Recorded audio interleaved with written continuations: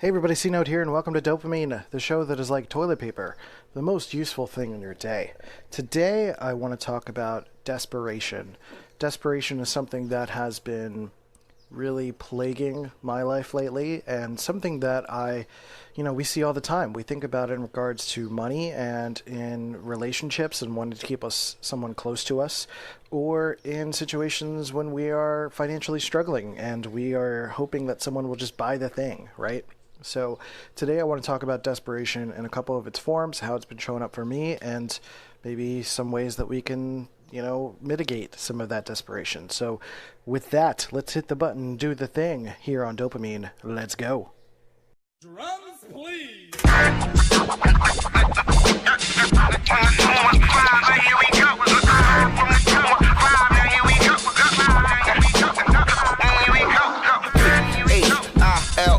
Why north, west, south, west, side, right, why, yeah. Now here it is.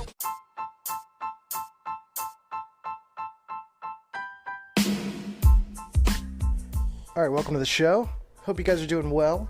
We're kicking it a little old school today, only because I'm having some difficulties with my setup at my desk. For some reason, my microphone's not working, and also, I think we have a neighbor that just moved in, and they're like hanging all sorts of stuff in the wall that is adjacent to the wall that I podcast on. So there were very loud and sporadic drilling sounds from the other room, or they're a serial killer, and I just haven't really figured that out yet. But as it stands, I would rather just go into the bedroom and use my headphones and do it old school, as opposed to not putting something out. And I think that is a really important segue into desperation in one way, shape, or form. Desperation is really one of the reasons I started this podcast. So we're probably going to start out by saying that sometimes desperation can be a good thing. Sometimes desperation can be a way of cataloging and understanding the desire of what you desire, basically, what you're looking for, what you're striving for, what you actually want, and what you feel would make you happier, better, etc. Now, it's important to assess what actually is going on, right? Because sometimes you could think that something's going to make you happier when it isn't, and therefore you're desperate for that specific thing. But sometimes when you're really desperate to get out of a situation, that's when some of the best art is created. Sometimes that is when the best, the next path is revealed for you. So this podcast started because I was feeling a lot of desperation around my marriage and previous life in San Diego, and I was struggling to feel alive and struggling to feel like myself, and I did not have any emotional outlets. I did not have connection tools. I was far away from my friends. I wasn't connecting with my wife, and I was just having a lot of really difficult experiences. And that led me to continue to reach out to people. Now, I originally did that in not so great of a way, and there's an episode called Infidelity, if you want to go check that out, where I kind of talk about that a little bit, where I ended up putting a lot of my focus and attention into emotionally infidelitous situations, whereas since I wasn't connecting romantically with my wife emotionally, that I was seeking emotional comfort in other places, and that ended up being romantically with other women in my life. And I, at some point, decided and wanted to have healthier expressions of my emotions and what I needed, and looking for connection. And I ended up starting this podcast. I actually ended up signing up for Anchor because it was something that Gary Vee recommended that people try to do to start a podcast, and I thought I would check it out. And at the time, it was like a simpler version of the app. It was not something that that you could really do as easily as you can now. And it was something that was meant to be more of a connection tool. It was really something that was kind of a radio station version of podcasts, and which I still think there's a market for that, but that's another time. But at the time, it was really easy to just listen to stories and connect to people and call into people's stations, leave your opinion. People would say, hey, that's cool. And a lot of people were really community focused and encouraged to speak with each other. And that gave me a place to sort of put my desperation, to put my energy, to kind of feel like there was a way out, that I wasn't stuck, that I could go somewhere and do something important with my life and my time and my energy. So for me, I was sort of desperate to get out, and I was clawing and looking for ways out instead of just kind of sitting still, right? So that's where, like, sometimes desperation or that feeling can be a bit of fuel for you to find a way out of your situation. Kind of depends on what you're dealing with, really. But I think essentially desperation is a challenge of feeling like you have no time, or you have no energy, or you have no way out. And usually that's not completely the case. Maybe it's a situation where, yes, you do have to be patient.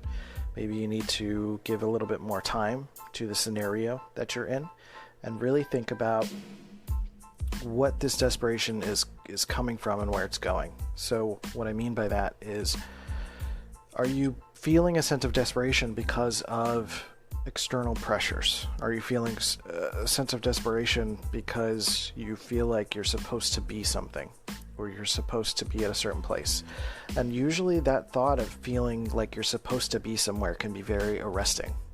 Like, you know, and feeling a desperate plea to be in that place, as if you're going to close your eyes and you're suddenly going to be transported to success. And that's just never going to happen. Sorry to say, that's just not how anything works, right? And I've been doing this podcast for about 2.5 years now. Seeing some people sign up for courses is really amazing. Starting to see this thing form into some sort of a tool, a connective tool, and wanting to give some of these lessons that I've learned to other people has been starting to become established a little bit, and that's really amazing. But it all started from that desperation place. However, I needed to put it into action.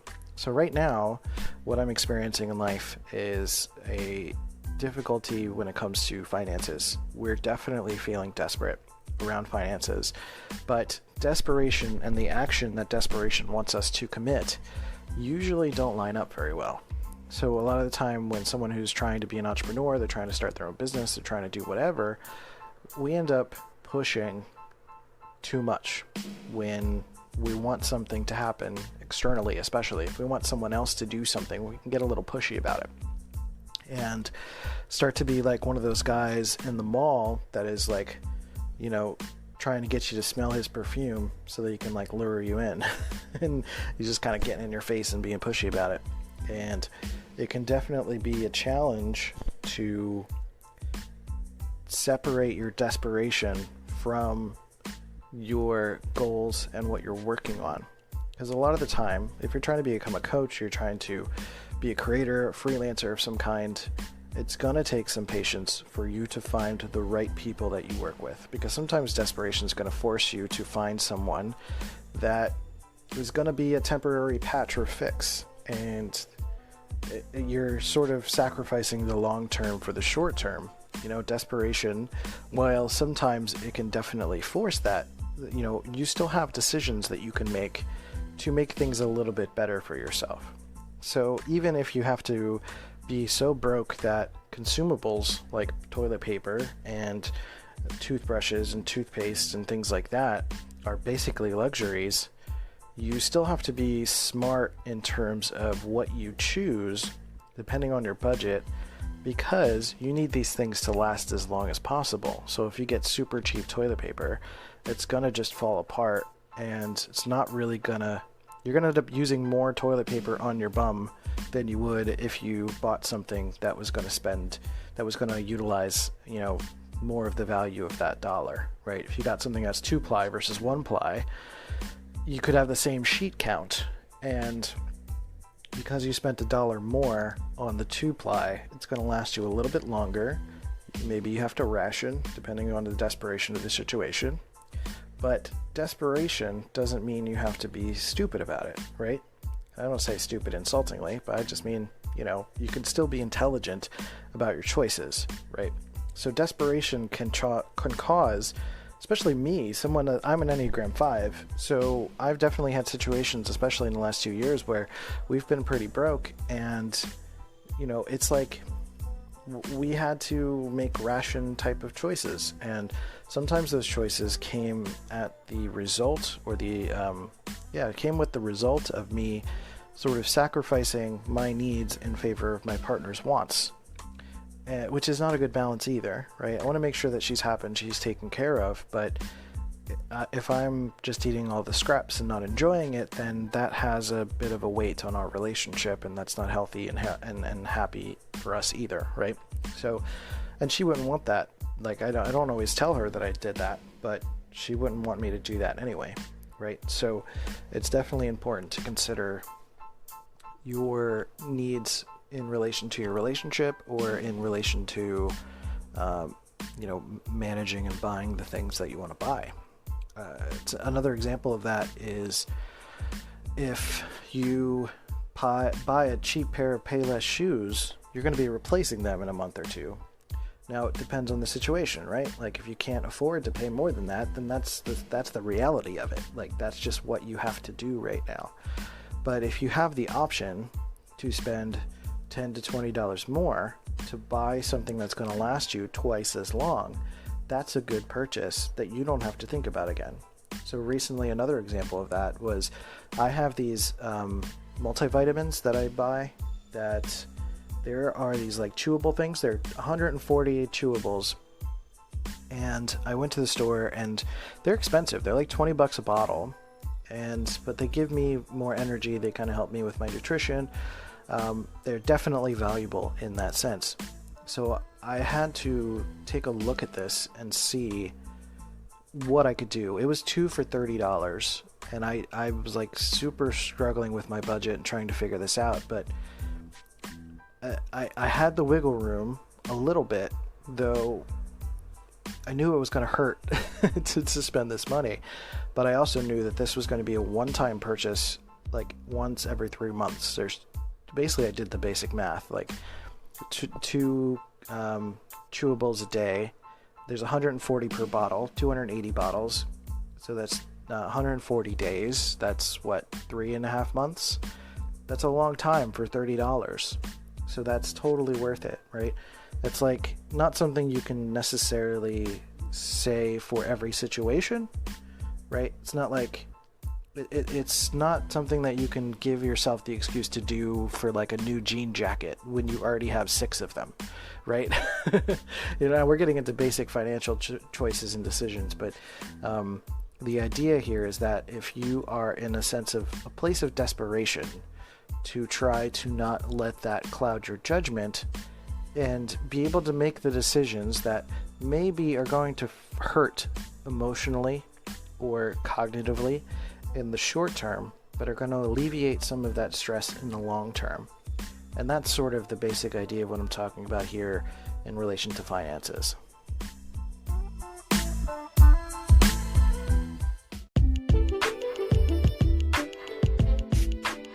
So I guess this episode's a little bit turning into a desperation in relation to finances, because I don't know, I guess that's really what's going on in my life right now. I'll talk a little bit about relationships too, but mostly what's going on in my life is the finance stuff, and there have been some relationship sort of desperation moments, which let me talk about that first. So, desperation often relates to anxiety, which often relates to the future and what's coming next, a sense of the unknown, or wanting to keep everything the same as it is right now. I know in relation to my relationship, like my relationship is the happiest it's ever been. This is the best time of my life. It's been a struggle with feeling like I can get my financial footing going, but I'm starting to realize also that I've been having to let go in order to learn how to hold on again. That's like another thing for another time, but that means I've been pretty rigid when it comes to like external pressures and sticking to timelines and schedules and things like that. And with this season of my life, I've been really having to learn how to do that on my own esteem in my own way. And that means, having to be with a partner. Now I'm with a partner who's definitely a little bit more freeform and looser and fun and easygoing, and we tend to want to eat ice cream every night, and it's really easy to give into bad habits and influence each other in that way. And it's been the happiest I've ever experienced. It's been just absolutely amazing. And I have moments for sure where I think about that a lot, and I get really upset when I'm not in the present moment. When I start thinking about the future, whether that's in the distant future when we'll eventually die, or at some point when maybe things won't work out, and you start playing out a million scenarios in your head. And those anxieties can create this manufactured sense of desperation in a healthy relationship, or you could feel a sense of desperation in a relationship that is not doing so well, and you're not sure what's going to happen. You're not sure when things are going to fall apart. You're not sure if you're going to break up. You're not sure, what to say to the other person. You don't know how to communicate. There's a sense of desperation that instead of working through your problems, instead of actually talking to them, you just want to cling tighter. Now, Molly and I talk about this concept with each other called the open hand relationship. It's different from an open relationship. That's not something I recommend anyone should do, personally. But it depends on your level of security, I suppose. People do that in a way that's working for them, so they claim. And that's me being judgy, by the way. And whatever works, though. But Molly and I talk about this open hand relationship concept, and it's really about not trying to control each other. And I think that's some of the biggest issues that we've both experienced in our past relationships, and what we've seen in so many relationships and other people is this desire to control our partner because of the insecurities that we feel about ourselves or about the present moment. Not really appreciating what's going on right now, or fearing change, fearing that someone doesn't love you as much as they say they do, fearing that communicating something is going to reveal something that's going to force a change to happen. And having to go through that is hard. It's difficult. It's frustrating. It feels terrible. But if you hold on to that feeling of avoidance, that's when that desperation is going to come in the relationship sense, because you're just going to try to keep everything the way that it is, which is usually some sense of complacency, right? You come home, you stare at the TV, you sit next to each other, you barely hold hands, you barely look at each other, you barely talk, you make maybe a little bit of small talk, and then don't know where to go from there, right? I mean, plenty of us have been there. I've seen it. I've experienced it. It's not a great feeling. And really what the goal is there is you have to open dialogue. So opening dialogue lets go of that desperation. It's in the same way that if you are buying cheap shoes, you're going to have to keep buying cheap shoes. But if you take the time to spend a little bit more energy, a little bit more time, a little bit more emotional capacity and put it into this relationship, that might mean sacrificing a night of watching your favorite TV show with your partner, or a week of that, or calling off of work so you can go and take care of tender to the relationship. That's going to cost you. That's going to cost you emotional energy. That's going to cost you some pain. That's going to cost you some work. And what that refers to is also secondary payoffs and secondary gains, which is an episode I've done a few episodes ago about this concept of assuming that growth is only going to lead to pain. So that's what secondary losses are. Secondary gains is that bad habits are going to continue to favor you, whereas secondary losses is the assumption that growth is only going to lead to bad things. And in the context of a relationship, especially in trying to maintain a sense of desperation, secondary loss in that situation is that if you talk about your feelings with your partner, you might lose them. And that's a risk that you have to take if you want to remove that desperation, that guesswork, that assumption work that is going to sort of feed into that feeling for you. It's It's hard because it depends on different personality types. It depends on how you approach conversations and relationships and all of this stuff. But communication is the thing, regardless of how you get there, which is also why I teach these courses around personality typology, because I feel like that helps connectivity, that helps relationships. Understanding your partner, understanding yourself allows you to understand how they respond emotionally or what they care about. Or, maybe you're two ships passing in the night and you just have no idea what the other person actually cares about or what they're thinking, You could be two introverts that are just not speaking to each other because you're talking in your head too much. Or you could be an introvert-extrovert pair that your extrovert partner might not be getting the reactions from you that they need, the affirmations from you that they need, even though you're saying them in your head. And, but this is turning into more relationship-y context stuff, but really the idea here is that desperation is not an excuse to not go forward and try to make it work, right? So the desperation of trying to make a patchwork fix of let's try some weird role play, or let's just go on a vacation, let's go get married, let's have a baby and try to fix the relationship that way, those are desperate moves. And those are not going to lead to healthy things because you are not fixing the core of what's wrong, which is usually some form of communication and really being honest about where you are and what you want. Those are really where it's at. That's the thing when it comes to a relationship. External things, those external life markers, those relationship markers to show some sense of approval to the outside world that your relationship is okay, those are desperate moves. Those are duct tapes, basically. Those are ways to try to patch the relationship to try to make it work when it's not working. So I would implore you, absolutely, do not get married when you're not ready. Do not have a baby when you're not ready. Do not do any of those things when you are not ready, because those are not things that are going to quote unquote fix your relationship. You need to do that first. You need to communicate first. You need to discuss things. You need to make sure that you're both happy. Not just assume that you are happy, therefore your partner is happy, but you both need to speak up, speak to each other, and be real, and be real in a way that's not necessarily rude, but be honest and be kind to each other. And, communicate and try to move things forward so you don't end up in a place where you're trying to become desperately trying to seek some sort of, patchwork fix or anything like that. So in regards to the open hand relationship, with Molly and I, again, it was about control. And when you get into a desperate situation, you're trying to control the situation.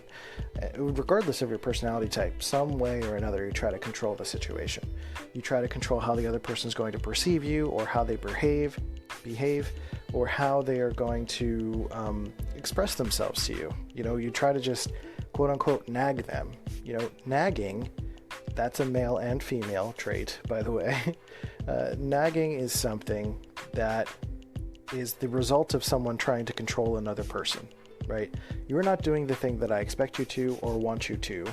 Therefore, instead of legitimately telling you how that feels for me, I have to just try to force you to do the thing that I need you to do or want you to do by bugging you about it and harassing you about it. That's what essentially it is. It's harassment, and that's not good for a relationship. You just have to remember that you're human, and you're partners, and you're together, and nobody in this relationship has to be together. And I think deep down we know that.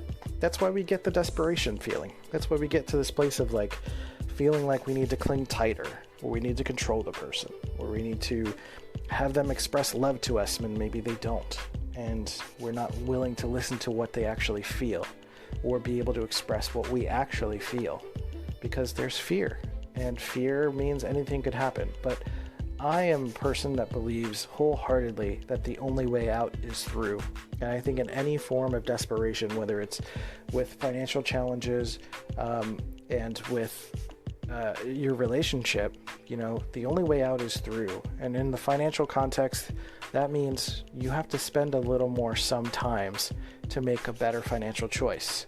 It's not just about being greedy and holding it in and saying, no, we can't spend this at all, but to make better choices and spend better. It's not about not communicating at all and avoiding problems in your relationship, but learning how to communicate better and communicate effectively and communicate honest, authentic, and correct things that are going to be beneficial to the growth of your relationship. So that's really where all of that lies in these two contexts. So the third context I was going to talk about, and I'll just kind of cover it briefly, is talking about the entrepreneur context. And when you are trying to, this really kind of fits into the finances thing, but essentially if you're trying to be desperate and you're trying to force someone to buy something, I know so that when people get into starting their own business, maybe they're selling sunglasses, or they're creating art, or they are trying to start a service, or they're trying to coach. The easy thing to do is to just be like, hey guys, I'm coaching. If anybody wants one, just message me. Or please buy it now. It's $2.99. I really need it. And you kind of skip all of the relationship aspects of trying to build a business and a company. Like any successful business, like you should think about yourself as like a small local business. People go to the local business because they know the owner, or they know the person behind the counter, they know the barista, or they like the community aspect. They know that everyone goes to this place. They know that this is where everyone should go, or it's comfy, it's cozy, it feels good. It provides some sort of value to the other person. And desperation, again, is the same in this context of trying to control the outcome. You're trying to control the other person to do what you want them to do. In this case, you want them to buy something from you, but you need them to do it right now because you have to pay your bills, or because you want that Pokemon game or something. And you try to fast track it, but that's just not how anything works. You can't fast track it. You can't fast track meaningful relationships. You can't fast track meaningful businesses. You can't do get quick rich schemes. Anything you try to do that is fast, loose, and easy is going to fall apart. Click for click, clickbaiting, anything that has been like quick headline grabs, those things, they either get regulated, or they get turned off, or people start to catch on.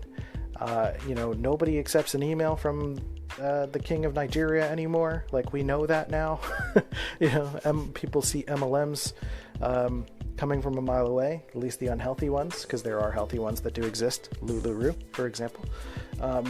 And there are situations in which, people just catch on. So even when you're in a desperate situation, it's not necessarily about you controlling other people, right?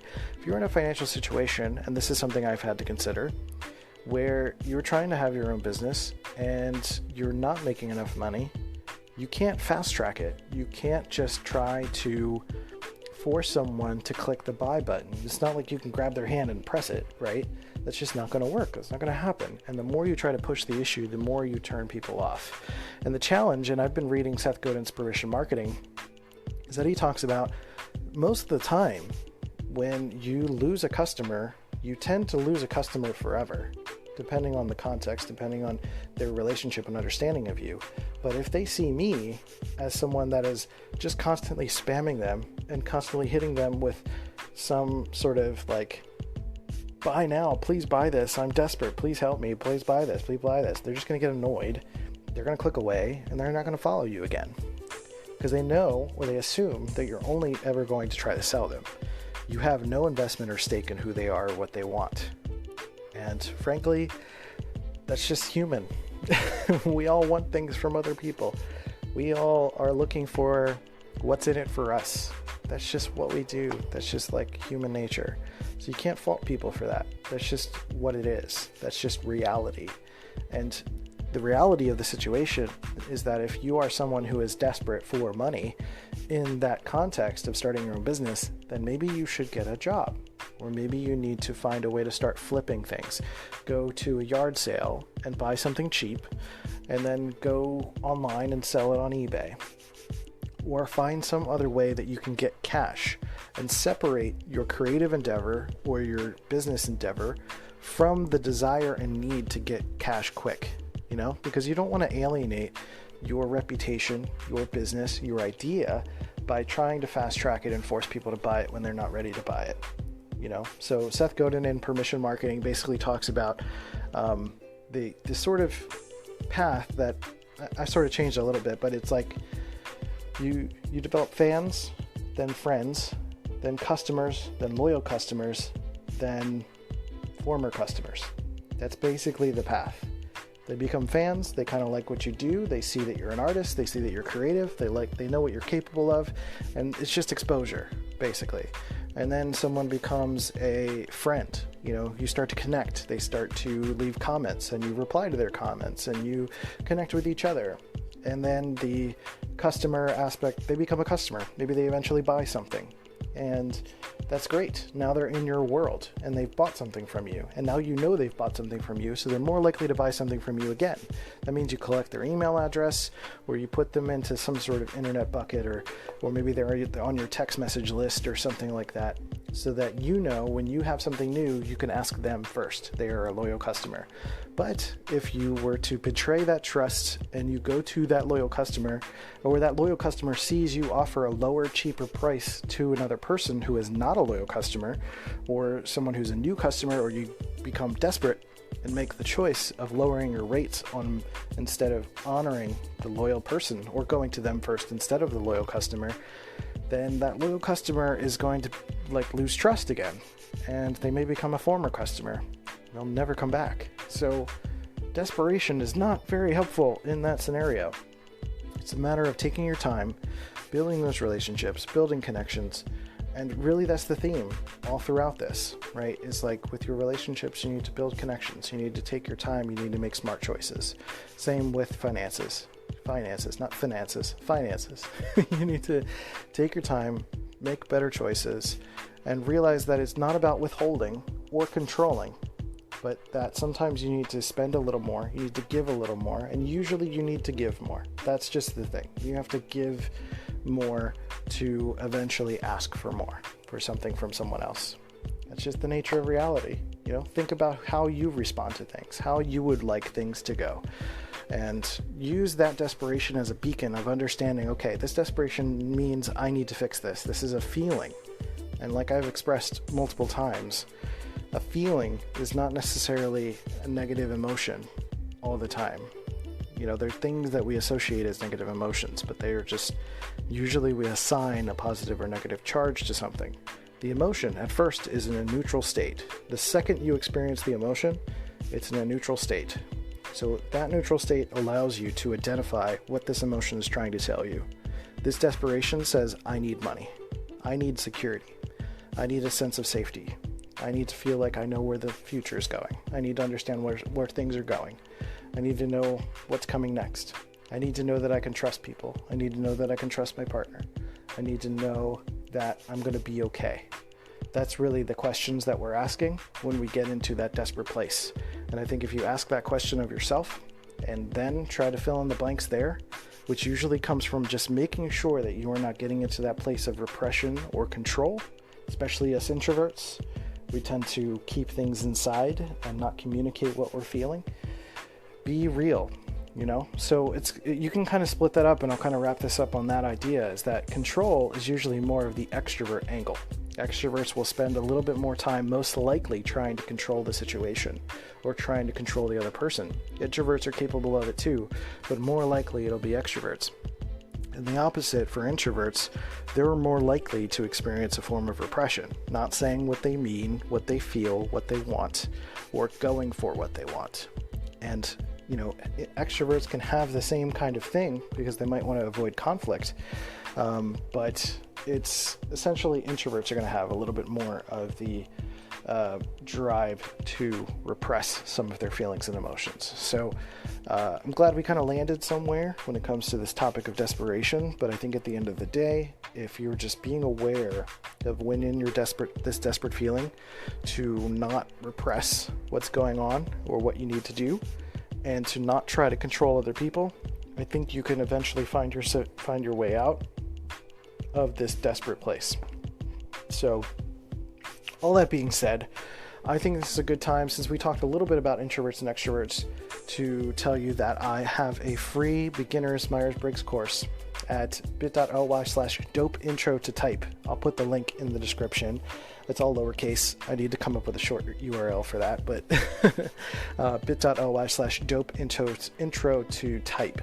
It is a basically it's a audio course that comes into your email inbox every day, and you listen to the segments. They're audio segments, and I explain the dichotomies of Myers-Briggs and how it works and how you can use it for personal growth and how you can better understand yourself and other people and your partner, so that when you do have those communication discussions, you can understand them better and they can understand you better. So with that, I hope you guys go to dopamine.life and leave a comment here on this episode, or you can leave me an email or hit me up at Let's Go C Note on all the social channels. I also have articles in the community there at dopamine.life, so feel free to go check those things out as well. And again, bit.ly/dope intro to type. So leave a rating and review on iTunes, Stitcher, Podbean, wherever it is that you listen to podcasts. I like Pocket Casts personally, and then I use Anchor to create this podcast. So if you have any other questions for me, you can leave a voice message. There's a link in the description to leave a voice message here on Anchor, and I can feature your question, or just say hi and let me know that you're a listener, and I appreciate you. So that's it for this episode. Take care of yourselves and each other, and I'll catch you next time on Dopamine. See ya. Hey, you beautiful human. Thanks for listening to Dopamine and providing your support for this show. I really, really appreciate it. If you really love this show, leave a review on iTunes and Stitcher to show some love for the podcast. You can also check out cnote.media to check out my work and my courses. But with that, we'll catch you next time. See you guys later.